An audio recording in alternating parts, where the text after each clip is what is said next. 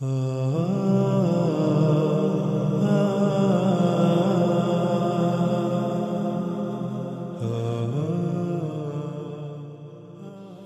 haqida ham ozgina aytib o'tamiz.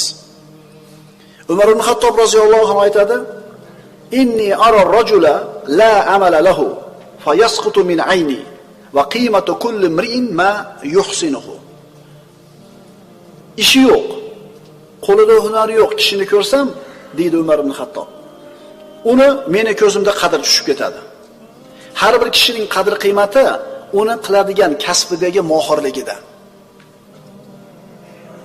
Payg'ambarimiz sollallohu alayhi vasallam davrida Ansorlardan bir kishi tilanib keldi payg'ambarimiz oldiga.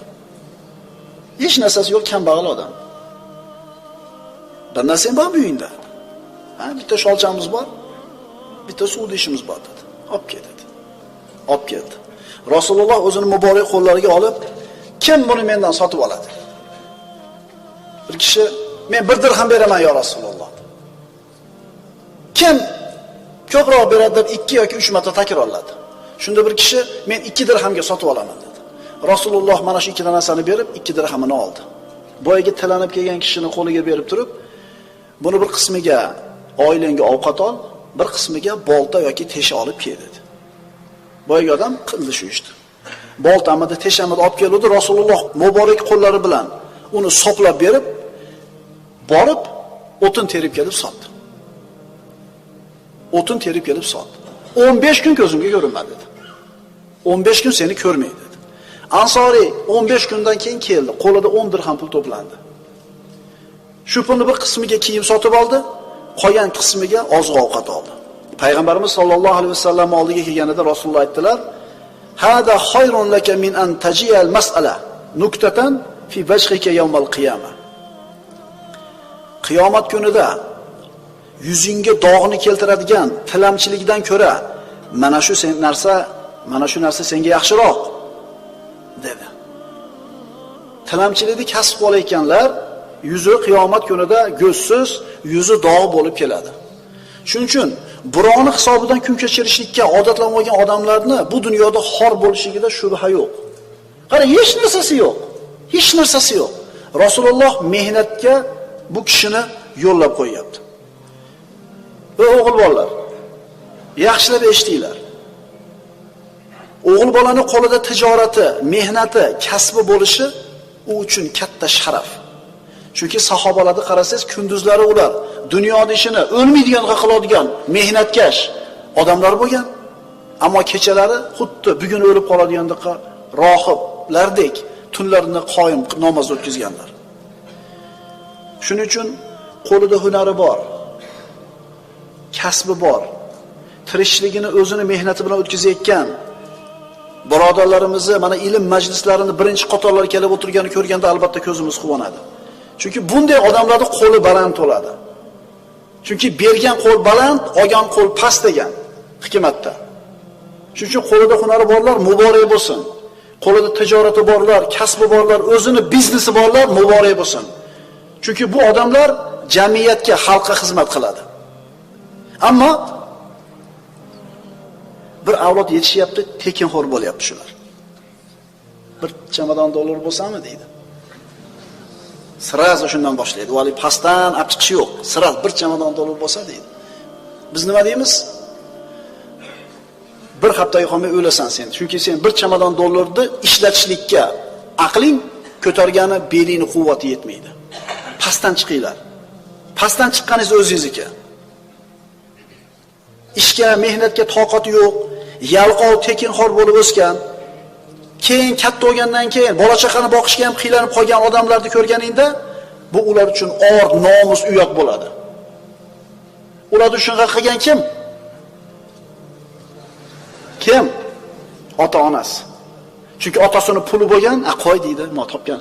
Qayoqdan bilasiz, amaki? Bu pul sizdan keyin bolalaringizga nasib qiladimi? Qayoqdan bilasiz, sizga bor hunar berib qo'yaylik. Hunar berib qo'yaylik bolalarga. Umar ibn Xattob aytgan, albatta bu qo'llar ishlash uchun yaratilgan. Agar ularni toat bilan mashg'ul qilmasangiz, bu qo'llar sizni ma'siyat bilan mashg'ul qilib qo'yadi. Qarang, Sirin, Muhammad ibn Sirinning otasi Sirin, qo'lida ozod bo'ladi, hunari bor ekan, darrov jamiyatda o'rnini topib, ishini to'qib keta oladi. Agar hunari yo'q bo'lganda-chi? Endi hunar yoshlikda o'rganiladigan narsa. 30 ga kirgandan keyin, ikkita bolali bo'lgandan keyin hunar o'rgana olmaysizlar ukalar. Chunki shagird 1 yil, 2 yil yuradi, ustodan pul olmaydi. Bola-chaqa och qolib ketadi. Shuning uchun bo'ydoqlikda, bola-chaqa kichkinaligida o'rganib qolinglar. Chunki albatta ish mehnat ham birodarlar ibodat. Agar siz qilayotgan hunaringiz Alloh harom qilgan ish bo'lmasa, siz qilayotgan hunaringiz namozdan to'smasa, siz qilayotgan hunaringiz ilm o'rganishdan to'smasa, halol ishlab klienti haqqini yemayotgan bo'lsangiz, mana shu ishingiz ham ibodat deyiladi. Hamma ish ham ibodat emas lekin. Masalan, harom xarish aralashgan joyda ishlashlik hech qachon ibodat bo'lmaydi. Payg'ambarimiz sollallohu alayhi vasallam bir kun masjidga kirsalar, namozdan tashqari vaqtda bir odam namoz o'qib o'tiribdi.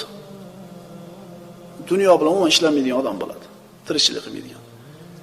Seni qoningni kim boqadi dedi? Akam dedi. Akang sendan ko'ra ibodatliroq ekan dedi.